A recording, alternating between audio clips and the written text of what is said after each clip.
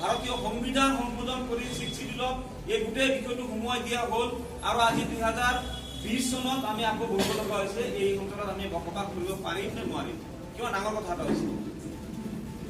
আজি 2003 পৰা আজি 2020 17 বছৰ হৈ গ'ল কি কৰিব আমি এই বিষয়ে চিন্তা কৰিব লগা হৈছে যদি বিষয়টো আমি 2003 আগতে ৰিজল্ভ কৰি দিলো হেতেন আজি আমি বহিব লগা পৰিস্থিতি সৃষ্টি হ'ল হেতেন গতিকে সেই সময়ত আমাৰ নেতৃত্ব সম্ভৱতঃ ভুল ডাইৰেকশ্যনত গৈছিল নেকি মোৰ এটা ধাৰণা পায় গতিকে আমি যদি তেতিয়া 2003 আগতে আমি এইবিলাক আলোচনা কৰিব লাগিছিল যে বিটিএডি হ'ব গৈ আছে বিটিসি হ'ব গৈ আছে আমাৰ কি হ'ব অধিকাৰ এই সম্পৰ্কে আমাক জনাওক আমি এই কথাবিলাক জানি লওঁ বুজি লওঁ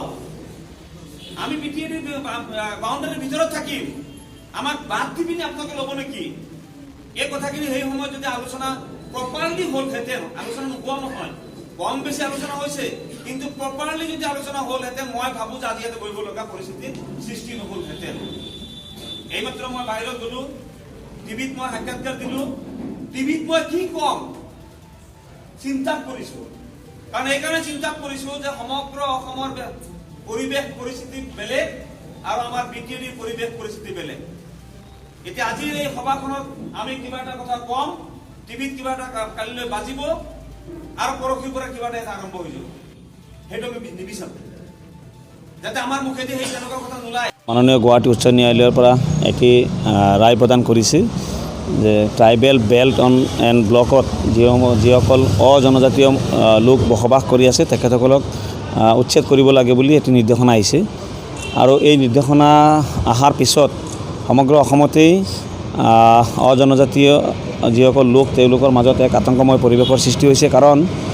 বছৰ বছৰ ধৰি তেখেতসকলে সেই জেগাসমূহত বসবাস কৰি আছে আজি কিছু সংখ্যকৰ 70-80 বছৰ হৈ গৈছে tribal belt and block create হোৱাৰ বহু আগৰ পৰাই তেখেতসকলে বসবাস কৰি আছে বা tribal belt and block create হোৱাৰ পিছতো কিছু সংখ্যক লোকে বসবাস কৰি আছে হিন্দু মুছলমান খ্ৰীষ্টিয়ান বিভিন্ন ধৰ্মৰ লোকে বসবাস কৰিছে আজি এই ৰায়টো পোৱাৰ পিছত যিহেতু আতংকময় পৰিৱেশৰ সূচনা হৈছে গতিকে আমি প্ৰাথমিক অৱস্থাত ৰাইজৰ লগত অকণমান মত বিনিময় কৰিবৰ কাৰণে আৰু কেনেকৈ এই আতংকময় পৰিৱেশটো নাশ কৰিব পৰা যায় আৰু আমি কেনেকৈ এই ৰায়ৰ জৰিয়তে যাতে কোনো কাৰণতেই জনজাতি আৰু অজনজাতিৰ মাজত কোনো ধৰণৰ ভুল বুজাবুজি সৃষ্টি নহয় তাৰ কাৰণে আমি প্ৰাথমিক অৱস্থাত আজি নাগৰিক সভা আয়োজন কৰি বিশেষভাৱে বিটিএডি এলেকাৰ বিভিন্ন সুধী সমাজক আমি আমন্ত্ৰণ জনাইছিলোঁ তেখেতসকল আজি আহিছে আৰু তেখেতসকলৰ পৰা কিছু পৰামৰ্শ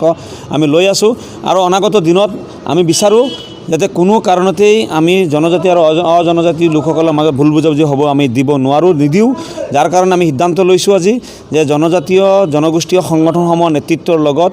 আমি অজনজাতীয় যিসমূহ সংগঠন আছে আমি সেই সংগঠনৰ নেতৃত্ব আমি বৈঠক কৰিম ঠিক অনুৰূপ ধৰণে চৰকাৰৰ লগতো আমি এই সম্পৰ্কে আমি আলোচনাত মিলিত হ'ম যে চৰকাৰে তেখেতসকলৰ স্থিতি ক্লিয়াৰ কৰক যিসকলে বছৰ বছৰ ধৰি বসবাস কৰি আছে তেখেতসকলৰ ক্ষেত্ৰত চৰকাৰৰ কি ভূমিকা হ'ব এই কথাখিনি চৰকাৰে ক্লিয়াৰ কৰিব লাগিব আৰু তৃতীয়তে যদি আইনগতভাৱে কিবা পদক্ষেপ গ্ৰহণ কৰিব লগা হয় তো সেই বিষয়টো আমি আজি আলোচনা কৰি আছোঁ যে আমি আইনগতভাৱে পৰ্যালোচনা কৰি পুংখানুপুংখভাৱে পৰ্যালোচনা কৰি অনাগত দিনত গুৱাহাটী উচ্চ ন্যায়ালয়ে কওক বা মহামান্য উচ্চতম ন্যায়ালয়ে কওক যাতে আমি কেনেকৈ পদক্ষেপ ল'ব লাগিব সেই সম্পৰ্কে আমি এক ৰোডমেপ তৈয়াৰ কৰিবৰ কাৰণে আজি আমি সিদ্ধান্ত আলোচনা চলাই আছোঁ সিদ্ধান্ত আমি ল'ম আৰু আমি পুনৰাই কৈ আছোঁ যে এই ৰায়ৰ জৰিয়তে যাতে কোনো কাৰণতেই জনজাতি আৰু অজনজাতিৰ মাজত কোনো ধৰণৰ ভুল বুজাবুজিৰ সৃষ্টি নহয় কোনো ধৰণৰ বিভেদ সৃষ্টি নহয় তাৰ কাৰণে আমি সজাগ থাকিব লাগিব ৰাইজক আমি সেই একে আহ্বান কৰি আছোঁ আৰু আপোনালোকৰ জৰিয়তে সমগ্ৰ অসমবাসীৰ সকলো জনজাতি অজনজাতি হিন্দু মুছলমান খ্ৰীষ্টিয়ান সকলো লোককে আমি আহ্বান কৰোঁ যাতে কোনো কাৰণতে আমি ভুল বুজাবুজি বা আমাৰ মাজত কোনো ধৰণৰ বিভেদৰ সৃষ্টি নহয় তাৰ কাৰণে আমি সকলোৱে সজাগ থকাৰ উচিত হ'ব